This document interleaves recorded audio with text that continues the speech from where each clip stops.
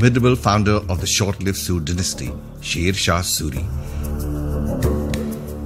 The only Afghan ruler who challenged the might of the great Mughals and almost put an end to their dynasty before it could even take off. With his defeated Mughal rival Humayun on the loose and the looming threat from the local Mughal supporters, the Gakhar tribes, controlling the quickest route to Delhi, Sher Shah in 1541 laid the foundation to the largest deterrent military forts in South Asia.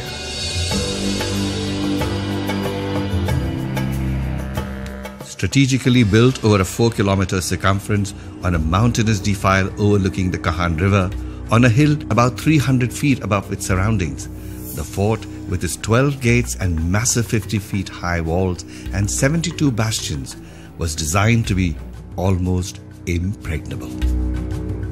Constructed from sandstone, lime and brick, the battlements in the walls, the most impressive of which is a massive fortification composed of 3 terraces, ideal for keeping the enemy at bay, with muskets or vats of boiling oil poured on anyone brave enough to try breaching the ramparts. Their construction is not only one of impregnability, but also sustainability, in case the fort was ever besieged, and hence they also contain recesses for the storage of weapons and foodstuff and rest areas for the soldiers. The gates constructed at strategic points have variable designs and names. Some are named after the places they point to, such as the Kashmiri and Kabli gates. The design of others, such as the Langar Khani, where the fort's kitchens were sited, reveal the emperor's obsession with security.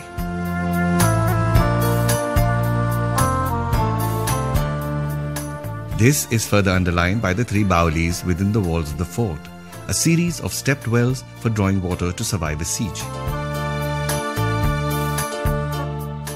The most formidable of the Baolis within the fort, with 148 steps, is cut deep and dangerously with the upper portion built in stone.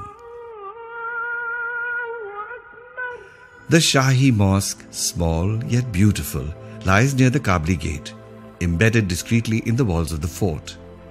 It has 3 arches and is domed from the inside rather than the outside, with holy scriptures on merlins and mihrabs.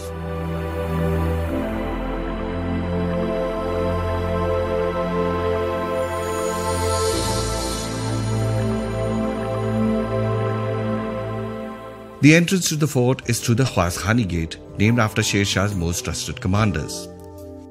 Although imposing and almost threatening, there are elements within their design that reflect a more prosaic attitude to the enterprise, with inscriptions in Naqsh script honoring the emperor, such as seen on the Shishi and the Talaki gates.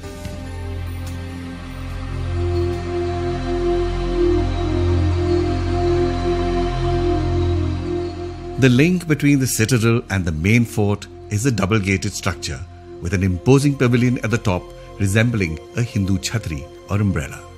Named after the saint Shah Chandwali in return for his unpaid services as a labourer, the saint is also buried here, where he died whilst working on the gate. Built high up at strategic point is the Phasi Guard, an emphatic warning to rebels and criminals.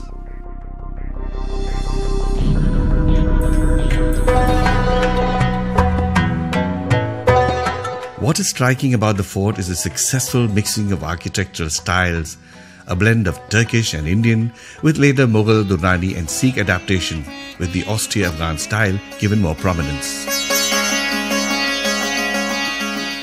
The later additions such as the Haveli Man Singh and the Rani Mahal, built by Humayun's famed commander Man Singh after the fort's recapture, reflect a classic mix of Rajput and Mughal styles.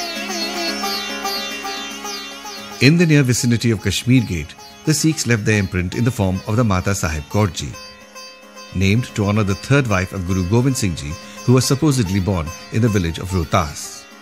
Rohtas Fort is easy to get to from Islamabad and Lahore via the dual carriageway or the GT, the Grand Trunk Road. Rohtas Fort is an exceptional example of the Muslim military architecture of Central and South Asia, which blends architectural and artistic traditions from Turkey and the South Asia to create a model for future Mughal architecture and its subsequent refinements and adaptations.